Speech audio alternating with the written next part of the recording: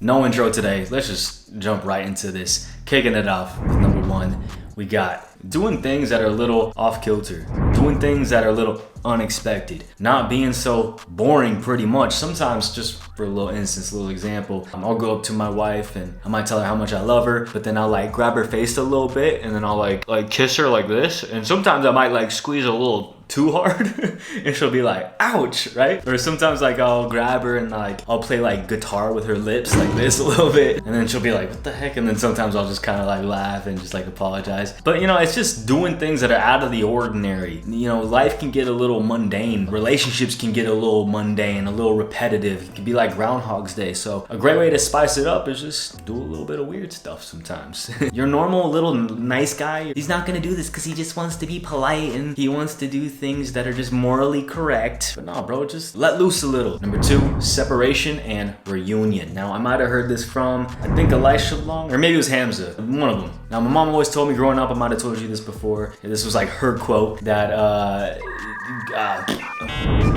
oh yeah, distance makes the heart grow fonder. Sometimes, you know, it's good to separate just a little bit and not be all up in each other's business all the time. That separation can cause you guys to want to draw closer. It's like, this is a good example. I'm a huge Star Wars nerd, right? Sci-fi nerd. And in recent years, they're just pumping out so much content. And by doing that, it's made Star Wars just a little less special. Like, I still watch it, right? Like, I still enjoy it. But it sure is not as special as it used to be when I was a little guy, right? You had to wait like every 3 years. There was that point there, like before the prequels came out, that was like a 15-year gap, right? And so if you kind of apply that same method into your relationship, I'm not saying to just like split for 15 years, but like if, for instance, for me, I'll be in this room sometimes for 6 to 8 hours without even seeing my wife. She'll be like in the other bedroom. I can hear her walking around and stuff. But once I come out, oh dude, her face lights up, dude. She's so stoked to see me. And same with me, bro. Like, it's like, it feels nice getting my work done. Haven't seen her in a while, and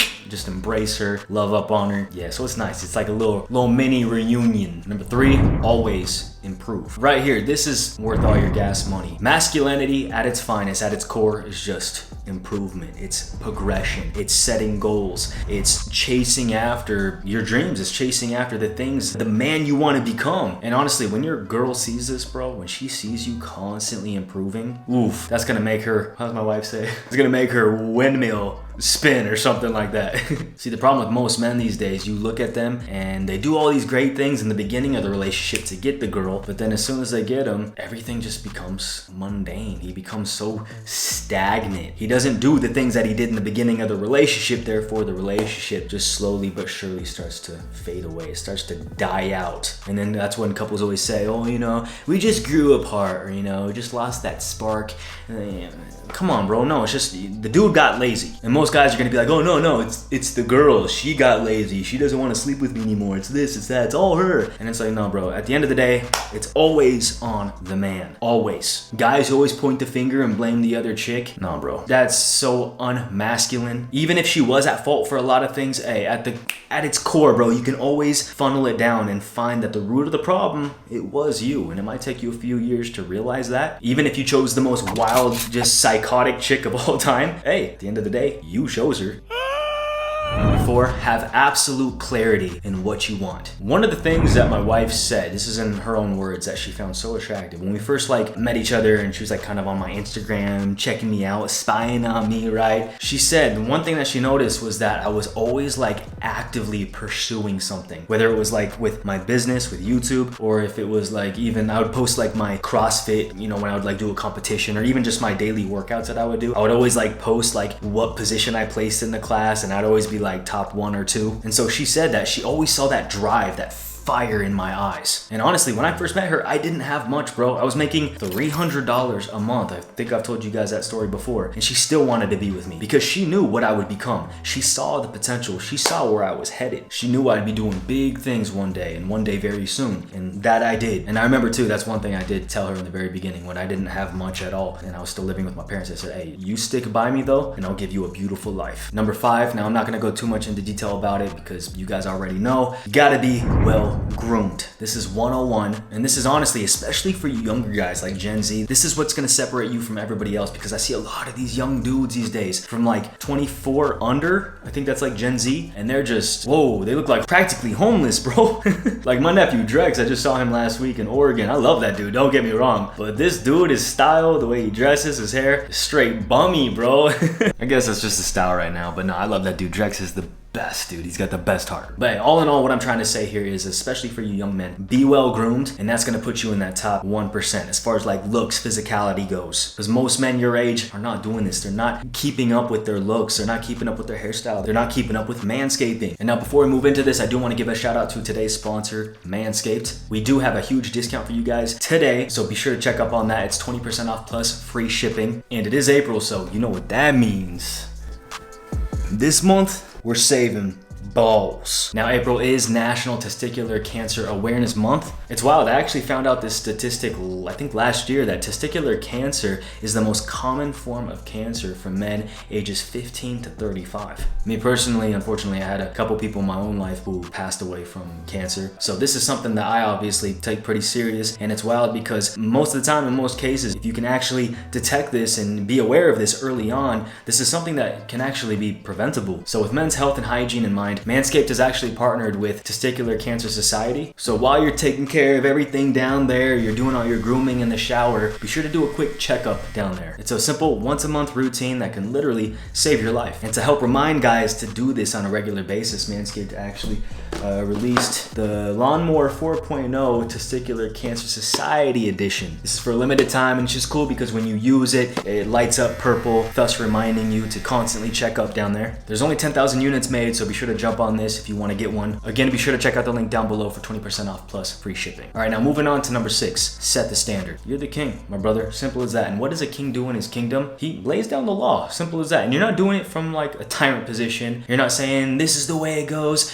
I'm the man of the house, so you do what I say. It's nothing like that. It's just setting boundaries. It's keeping the kingdom safe. And that's honestly, that's what a good king is. That type of king, all throughout history, those were the kings that were respected, that were loved, that were adored, when they did it from a servant position rather from a tyrant position. And your girl, if she's truly feminine and she's not following all the ways of culture and women's rights and feminism, if she's truly like wifey material, she's gonna really appreciate this about you. A lot of women want this. They desire this from their man. They desire that king to step up and say, you know what, hey, this is what we do in our relationship, and this is also what we don't do. A good king, he sets up boundaries. He safeguards his relationship. For instance, one of the things in my own home is, Sundays we go to church. That's something we do, whether we are tired that morning or whether we feel like it or not. Just a couple weeks ago, me and my wife were both kind of tired. We were just like, I don't really feel like going this morning. We were up kind of late, but I said, no, we're getting our butts in church. That's just the way it is. We serve the Lord. Simple as that. And my wife, being the amazing wife that she is, she got up no matter how tired she was, and she went to church with me. There's some other standards that we set in the house as well, as far as like certain things that we watch and don't watch anymore. There's certain TV shows we don't watch anymore. There's certain types of music we don't listen to anymore because it's not fruitful for our relationship. Ultimately, it's not honoring to God either. And then just another example on top of that. So last month, you guys, most of you know who have seen my blog. I'll link it down below if you haven't seen it, as far as like the masculine masterclass thing goes. And I go through and I talk about how me and my wife both, we struggled with a prawn addiction, right? And at one point, my wife said, you know what, no more, we're done, right? And so she was actually the one who helped get me on track with that. And she was the one who actually challenged me and helped me stop watching Pron and broke my 16-year Pron addiction. And so that was at the beginning of like last year. And then fast forward to last month,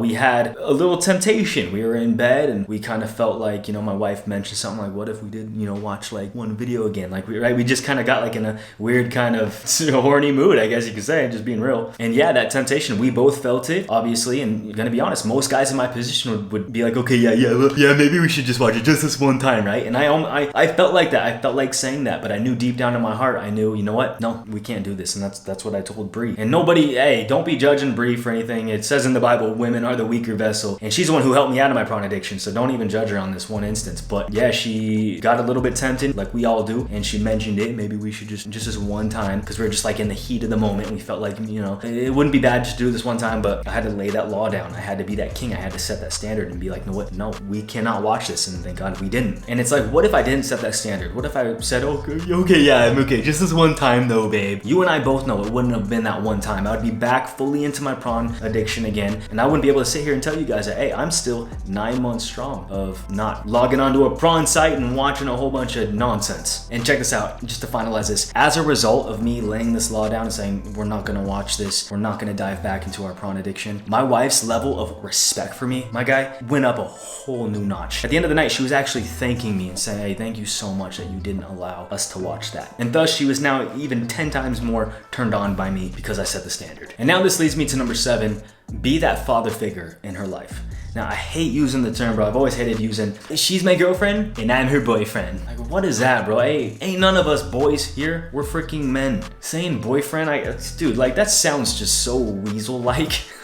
Hey, look, you're either her man or you're not her man. Simple as that. And what you need to be is, you need to be like her father figure. When you choose to marry her, when her dad passes over that mantle to you, it's not just the mantle of being a husband, but it's also the mantle of being that father figure in her life. And modern day culture and society will just want to cancel me for saying this. Oh, you're no king, you're no father to her. But hey, no, forget all that nonsense. When a woman is truly feminine, bro, she will want to be led. She will want to be led by you like a daughter in a way. And that's what fathership really is right there. At the root of fathership, what is it? It's leadership, it's guidance, it's unconditional love, it's kingship. It's, like I said earlier, setting boundaries, setting those standards for her to follow, for her to have that guidance. And I can just hear all the feminists coming out right now. Oh, you're just a complete sexist, misogynist, blah. Nah, bro, like, this is the position that God has put us in. This is how he made us. This is how he designed us to take on our relationships. Like I just got through saying a couple moments ago, women are the weaker vessel, and that's how you gotta treat your girl. You gotta treat her like she is weaker than you, because she is. And I know I get canceled for that, but it is what it is. I'm not saying this. This is out of the Bible. So don't go and shoot the messenger, bro. But a woman, she desires this deep down. She desires to be led. She desires you to kind of like tell her what to do. And again, not from a tyrant position, but from this humble,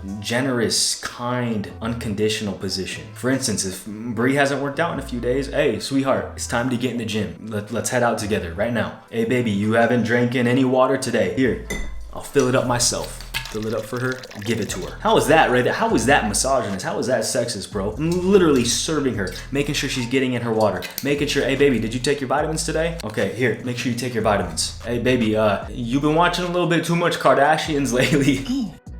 No more. Let's go on a run. Let's spend some time together. Let me take you out. Being that father figure is essentially just me looking out for her, helping, taking care of her basic needs. And remember, just to finalize this, it's okay to love your wife like a daughter, but it's not okay for her to love you like a mother. Nah, son. She ain't your mother. You ain't no mama's boy. You ain't no little child who needs to be coddled by your wife and patted on your back. Nah, that's not what it is. We're kings. We set the standard. We lead. Simple as that. And the last one, number 8, constant generosity and kindness. Simple as that. I know a lot of like red pillars on here teach like, no, you need to be like kind of stern. You need to be nothing, no Mr. Nice Guy, anything like that. Like, you need to be more of a bad boy, which I get. That's just more of the kind of sex appeal, the presence that you bring on, that masculine presence. But at the root of everything, bro, you need to be just genuinely kind, genuinely nice to her at all times. And this sounds wild because you ask my wife, who's a straight dime, a straight 10, you ask her why she's with me, and most guys will be like, oh, it's because he's got some status, because he makes some pretty good money, and he's pretty okay looking, that's why right there. And he's got like good style and stuff like that. Yeah, of course that's why. Bro, I didn't really have any of those things when I first met Bree. And so if you ask her yourself, why is she with me? I mean, she might joke around and be like, oh, cause this is our comedy. I don't mean to be so vulgar, but she'll be like, oh, because of his wiener.